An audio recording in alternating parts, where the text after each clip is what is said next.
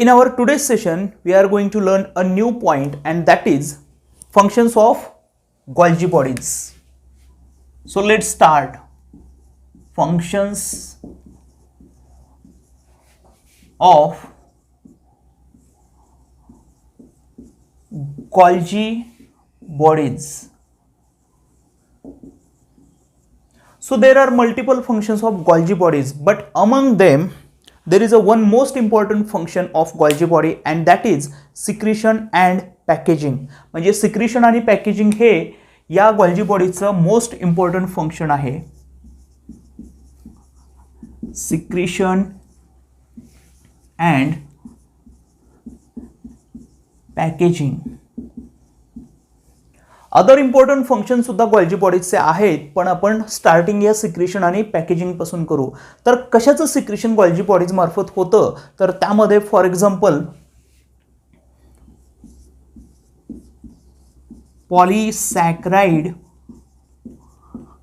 पॉलीसॅकराइड्स in case of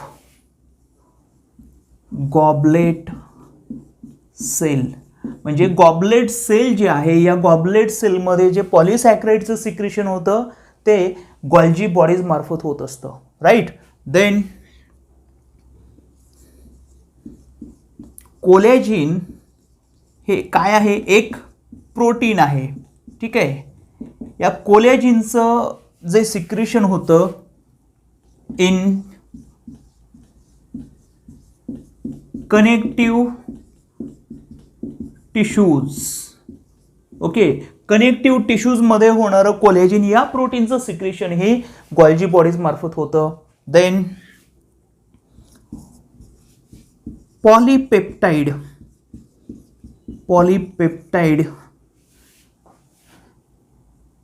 in acinar cell of pancreas.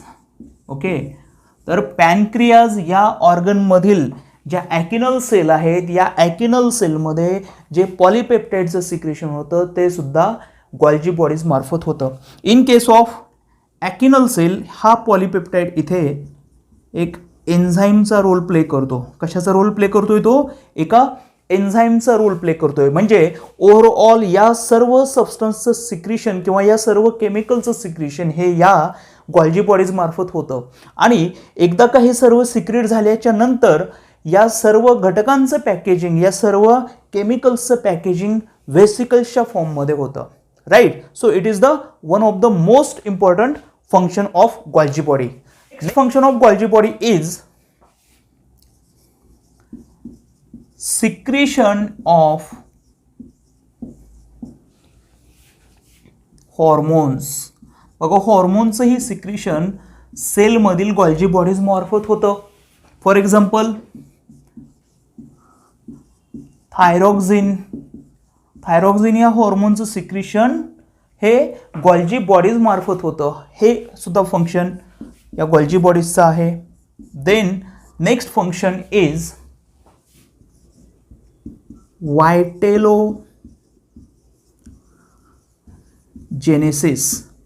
व्हायटेलोजेनेसिस म्हणजेच काय, तर yolk formation.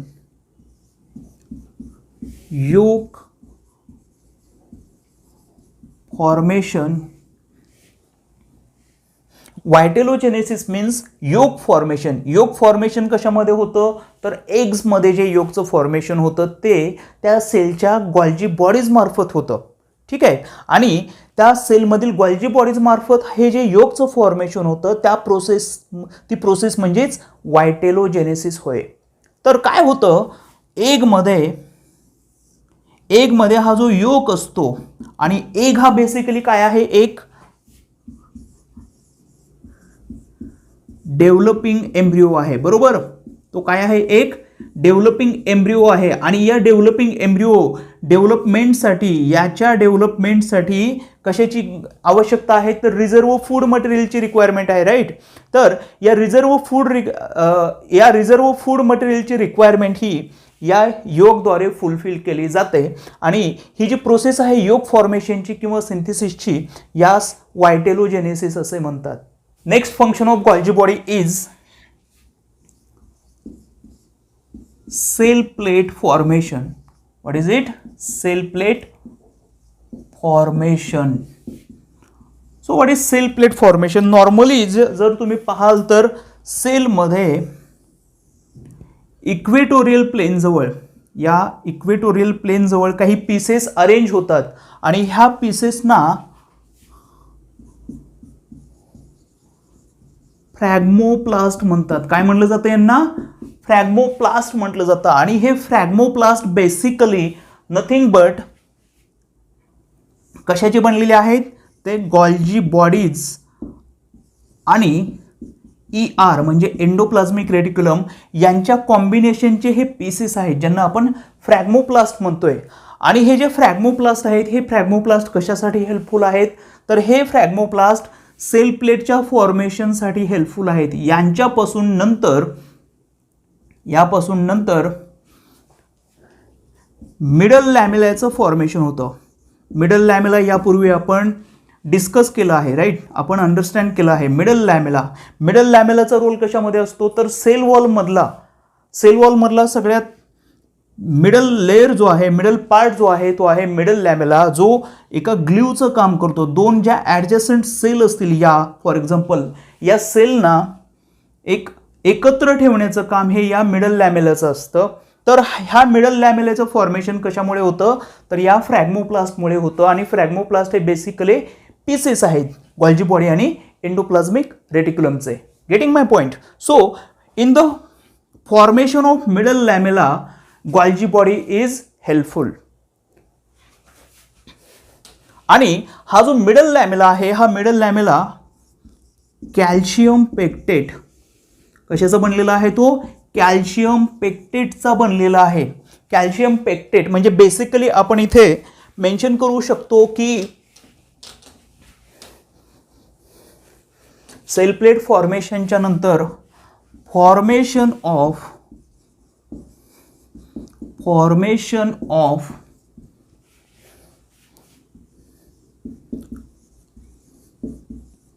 Middle लॅमेला or pectic मटेरियलच्या फॉर्मेशनमध्येही गॉल्जी बॉडी ही हेल्पफुल आहे. गॉल्जी बॉडीचं नेक्स्ट फंक्शन आहे ते म्हणजे glycosylation. What is it? Glycosylation. Glycosylation म्हणजे addition of carbohydrate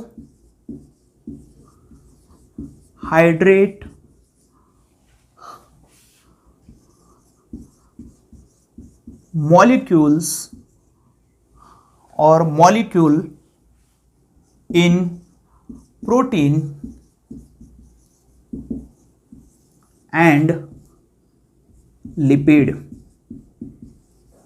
means protein आणि लिपिडमध्ये कार्बोहायड्रेटच्या मॉलिक्यूलचं जे ॲडिशन होतं त्यापासून जे कॉम्बिनेशन फॉर्म होतं त्या प्रोसेसचं नाव म्हणजेच ग्लायकोसायलेशन आहे. आणि ग्लायकोसायलेशन ही प्रोसेस कुठल्या पार्टद्वारे पार पाडली जाते? तर गॉल्जी बॉडीजद्वारे पार पाडली जाते. म्हणजे बेसिकली हे फंक्शन गॉल्जी बॉडीजचं आहे. आता नेमकं काय होतं ज्यावेळी प्रोटीनमध्ये हा कार्बोहायड्रेटचा मॉलिक्यूल ॲड होतो? तर त्यापासून नेमकं काय होतं ते पाहू. यामध्ये ज्यावेळी प्रोटीन हा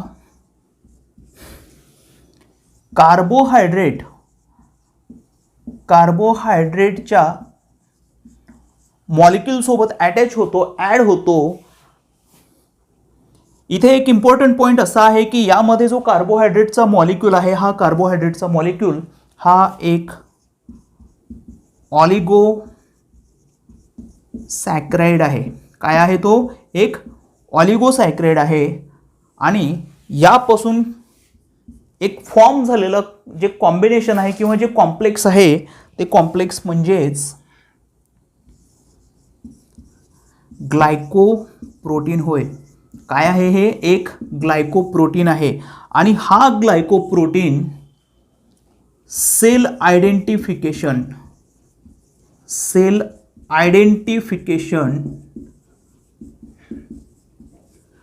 या प्रोसेसमध्ये हा ग्लायकोप्रोटीन हेल्पफुल आहे. आता आपण ऐकलं असेल की आणि हे जे सेल आयडेंटिफिकेशन आहे, हे सेल आयडेंटिफिकेशन ऑर्गन डोनेशनमध्ये एक अतिशय क्रुशियल रोल प्ले करतं.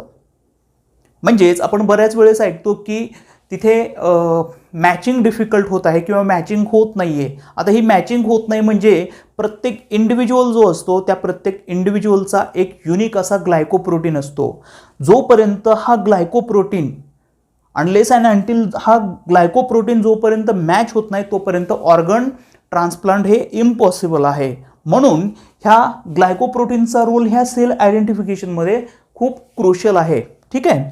तर सेल आयडेंटिफिकेशनमध्ये हा ग्लायकोप्रोटीन इम्पॉर्टंट आहे, इम्पॉर्टंट रोल तो प्ले करत आहे. देन नेक्स्ट कॉम्बिनेशन, ज्यावेळी हा लिपिड या लिपिड मॉलिक्यूल सोबत हा कार्बोहायड्रेट, सेम थिंग इथे पण आहे, सेम कंडिशन इथे पण आहे. इथे जो कार्बोहायड्रेट मॉलिक्यूल उपलब्ध आहे यासोबत तो कसा आहे? बेसिकली तो सुद्धा ऑलिगोसॅकराइडच आहे. ठीक आहे, ऑलिगोसॅकराइडच आहे. आणि यापासून जे कॉम्बिनेशन किंवा जे कॉम्प्लेक्स फॉर्म होत आहे ते म्हणजे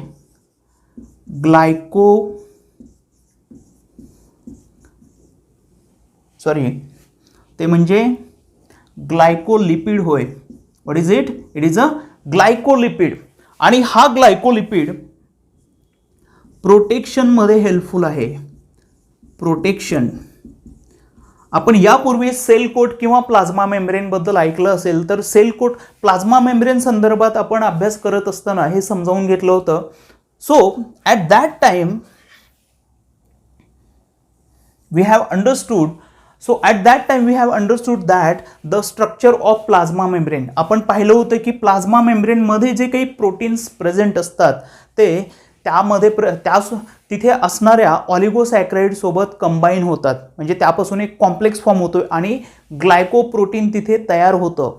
त्यासोबतच प्लाझ्मा मेम्ब्रेनमध्ये प्रेझेंट असणारे जे फॉस्फोलिपिड्स आहेत ते फॉस्फोलिपिड्स ही कशासोबत अटॅच होतात, कशासोबत कंबाईन होतात, तर ते ऑलिगोसॅक्राइड सोबत कंबाईन होतात आणि त्यापासून ग्लायकोप्रोटीन आणि ग्लायकोलिपिड हे कॉम्बिनेशन तयार होतं आणि त्यापासून सेल कोट फॉर्म होतो. सेल कोट कशासाठी इम्पॉर्टंट आहे? सेल कोट हा प्रोटेक्शनसाठी इम्पॉर्टंट आहे.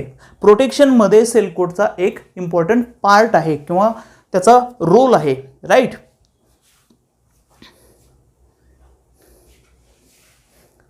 So it is about glycosylation. ही प्रोसेस तुम्हाला समजली असेल, I hope. Function of Golgi body is acrosome in sperm. Acrosome in sperm. स्पर्ममध्ये असणारा जो ॲक्रोझोम पार्ट आहे हा ॲक्रोझोम नथिंग बट एक गोल्जी बॉडी आहे. काय आहे? एक गोल्जी बॉडी आहे. आणि स्पर्ममध्ये असणारा हा ॲक्रोझोम एक एन्झाईम रिलीज करतो, एक एन्झाईम तो सिक्रेट करतो आणि तो एन्झाईम आहे किंवा ते एन्झाईम आहे sperm lysins. What is it? Sperm lysins. आता हे जे स्पर्म लायसिन्स या स्पर्ममधील ॲक्रोझोमद्वारे जे सिक्रेट होतं आहे किंवा त्याचं प्रोडक्शन होतं आहे त्याचा रोल नेमका काय आहे?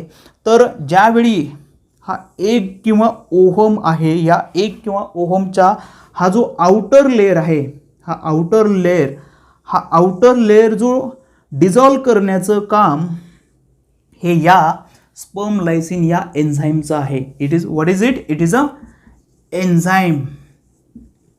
It is an enzyme. या एन्झाईमचा रोल काय? हा जो आउटर लेअर आहे ओहमचा किंवा 1चा, हा आउटर लेअर डिझॉल्व होतो पेनिट आणि नंतर त्यामुळे काय होऊ शकतं? फर्टिलायझेशन पॉसिबल होऊ शकतं. स्पर्म हा आतमध्ये एंटर करू शकतो. ठीक आहे. तर हे ॲक्रोझोम इन स्पर्म हे सुद्धा फंक्शन कशाचं आहे? ॲक्रोझोम हा बेसिकली इथे काय आहे? एक गोल्जी बॉडी आहे. Getting? GERL system. GERL system. What is GERL system? G for Golgi bodies, ER for endoplasmic reticulum and L for lysosome. ठीक आहे, हे सर्व एकत्रित मिळून काय एक एंडोमेम्ब्रेन सिस्टीमचा रोल प्ले करतात. त्याबद्दल डिटेलमध्ये आपण नंतर अभ्यासणार आहोत. पण तत्पूर्वी या GERL सिस्टीममध्ये गोल्जी बॉडीजचा रोल काय किंवा GERL सिस्टीम करतं काय, तर GERL system maintaining and transformation of